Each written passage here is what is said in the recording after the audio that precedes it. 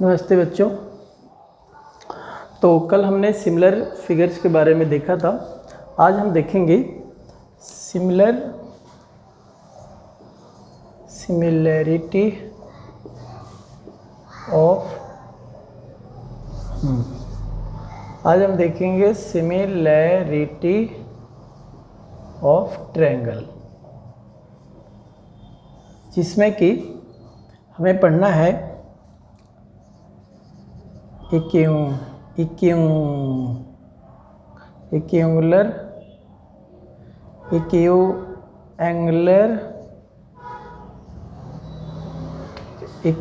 Triangle, यानी कि समान कोण त्रिभुज के बारे में। तो थोड़ा सा ये देख लेते हैं कि इक्विएंगुलर ट्रायंगल क्या होता है। उसके बाद हम बीपीटी यानी कि थेल्स थ्योरम देखेंगे और भी जो थ्योरम है वो देखेंगे। पहले हम ये देख लेते हैं कि इक्विएंगुलर ट्रायंगल क्या होता है। तो देखते हैं। मान लिया जाए कि हमने ले लिया ए पी क्यू, ठीक है। यहाँ पे ऐसे ले लेता हूँ, ये मान लीजिए पी क्यू, ए डी है, ए ऐसे ले लेते हैं, A B C D E, इसको आर मान लेते हैं, ठीक है। यहाँ पे देखेंगे कि यहाँ पे हमने क्या किया, D E parallel B C है। तो अगर हम देखते, और यहाँ पे क्या है कि ए पी है वो बराबर है आपका पी क्यू का, और जो पी क्यू है वो बराबर है क्यू डी, और क्यू डी है वो बराबर है डी आर, और जो डी आर है वो बराबर है बी आर का, ठीक है। यहाँ पे दो ट्रायंगल है, ए डी ई है, और एक ट्रायंगल है ए बी सी, दोनों का एक ही एंगल है, इसीलिए इसको इक्विएंगुलर ट्रायंगल कहते हैं, समान कोण त्रिभुज कहते हैं, ठीक है। इसमें देखेंगे कि जो A D upon B D अगर हम देखें तो ये हो जाएगा 1 2 3 अपॉन 1 2 भाग है। उसी तरह से चूँकि ये पैरेलल हैं तो ये जो है ए ई अपॉन ई सी हो जाएगा, तो ये भी हो जाएगा 3 अपॉन 2। ये सारे जो एक्टिविटीज़ है, ये जो भी हो रहा है, ये सारे बीपीटी थ्योरम के कारण है, यानी कि थेल्स थ्योरम के कारण है। अब हम थोड़ा सा थेल्स के बारे में जान लेते हैं कि थेल्स कौन थे। थेल्स एक यूनानी मैथमेटिशियन है। आज से लगभग 2400-2500 साल पहले की बात है। उन्होंने बीपीटी थ्योरम दिया था, बेसिक प्रोपोर्शनलिटी थ्योरम, यानी कि आधार समानुपातिक प्रमेय ये दिया था, ठीक है। अब उसके बेसिस पे बहुत सारे थ्योरम हैं और बहुत सारे प्रॉब्लम सॉल्व किए जाते हैं। तो इसके बाद अब हम वही करेंगे 6.1।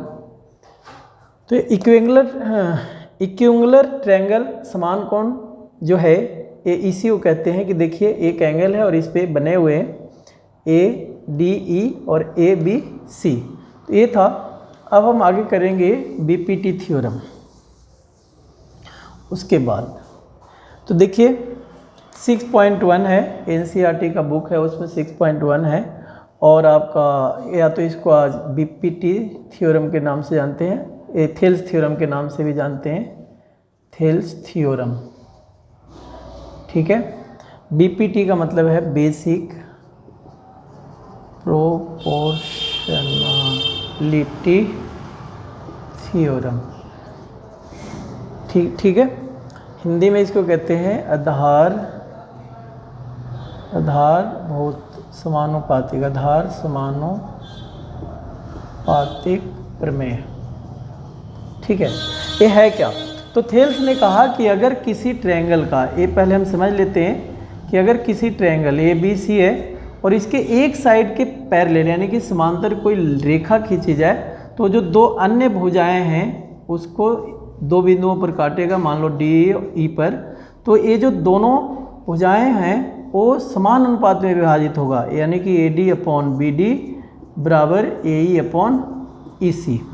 ये if a line drawn to parallel to one side of a triangle then the line bisect two other sides of triangle in equal proportional, ठीक है, या इन इक्वल रेशियो।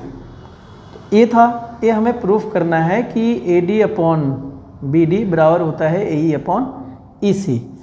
तो सब अब करते हैं थेल्स थ्योरम 6.1 और इसका कन्वर्स भी है जो कि हम आगे के वीडियो में देखेंगे। तो पहले हम 6.1 थ्योरम करते हैं, यानी कि BPT। सबसे पहले आपको क्या करना है कि एक ट्रायंगल बना लेना है ABC। आपको जो भी कन्फ्यूजन होगा, कहाँ कहाँ बच्चे कन्फ्यूज रहते हैं, वो सारे मैं क्लियर कर दूंगा। देखिए, सबसे पहले हमने मान लिया कि let ABC is a triangle, ठीक है, और यहाँ पर हमने लिया है एक लाइन ड्रॉ किया है DE parallel BC। DE parallel BC है एंड DE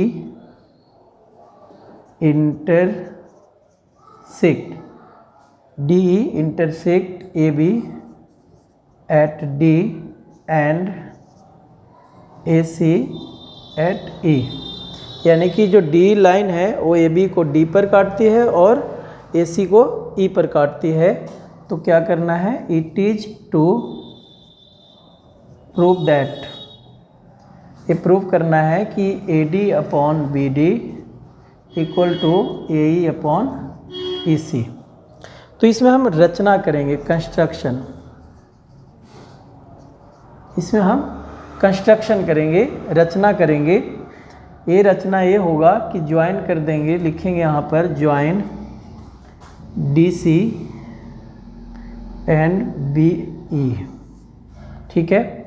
तो यहाँ लिख देंगे ज्वाइन DC एंड BE और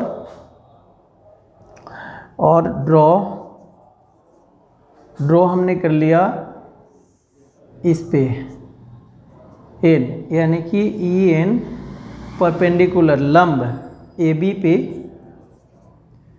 एंड DN परपेंडिकुलर AC, ठीक है। अब देखिए बच्चे कहाँ पे कंफ्यूज होते हैं, इतना तो लिखना है। अब देखते हैं एरिया, क्योंकि हमने 9th में पढ़ा था कि ट्रायंगल को कैसे लिखेंगे एरिया के रूप में। तो अगर हमें ADE लिखना है तो लिखेंगे एरिया ट्रायंगल ADE। तो ADE एरिया क्या होगा, 1/2 B इंटू H। तो 1/2 B कितना है, AD इंटू H। अब देखिए इस पे क्या है H, EN। अब देखेंगे कि ADE जो है वो क्या है, न्यून कोण त्रिभुज, यानी कि एक्यूट एंगल ट्रायंगल है। तो एक्यूट एंगल ट्रायंगल में जो हाइट होता है उसके अंदर होता है, कहाँ होता है, उसके अंदर। बच्चे यहीं कंफ्यूज होते हैं। तो यहाँ पे अंदर होता है तो ये तो इजीली हो गया 1/2 AD इंटू EN। अब एरिया हम लेंगे DEB या BDE ले लेते हैं, BDE ट्रायंगल। तो क्या होगा 1/2। अब इसका बेस क्या है, BD इंटू, अब हाइट क्या है इसका, तो हाइट हम EN लेंगे। अब यहीं पे कंफ्यूजन हो जाता है। बच्चा कहता है सर आपने ADE का तो EN लिया, वो समझ में आया, लेकिन DBE का हाइट आपने EN कैसे ले लिया। तो बाबू यहाँ देखो, ये जो है आपका, ये कौन सा ट्रायंगल है, ऑब्ट्यूज एंगल ट्रायंगल है, अधिक कोण त्रिभुज है। तो इसके बाहर की हाइट हम लेते हैं। तो ये क्या है, देखो DBE और ये है आपका N यहाँ। तो A वाली हाइट होगी, आया समझ। अधिक कोण त्रिभुज का यानी कि ऑब्ट्यूज एंगल ट्रायंगल का जो हाइट होता है वो बाहर वाला होता है। ठीक है, ये याद रखना है। इसीलिए हम BDE का जो एरिया हमने निकाला है 1/2 BD इंटू EN, क्योंकि ये हाइट हो गया तो अधिक कोण त्रिभुज के बाहर वाला हाइट होता है। इसी में बच्चे कंफ्यूज होते हैं। तो क्लियर हो गया? ठीक है।